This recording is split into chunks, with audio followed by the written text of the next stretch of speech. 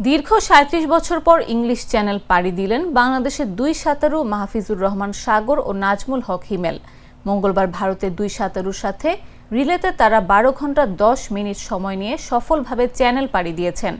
এশিয়ার প্রথম সাঁতারু হিসেবে ইংলিশ চ্যানেল পাড়ি দিয়েছিলেন বাংলাদেশের ব্রজেন দাস। ১৯৬৮ সাল থেকে ১৯৬১ সাল এ সময়ের মধ্যে ব্রজেন দাস ৬ বার এই চ্যানেল পাড়ি দিয়েছিলেন।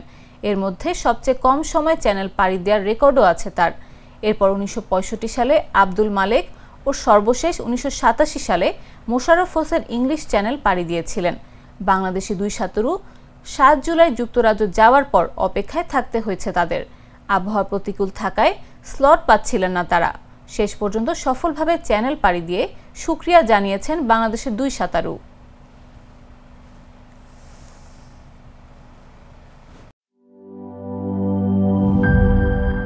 বান্ডেল থাকলে প্রতি সেনমানিতে টাকা বাঁচবে।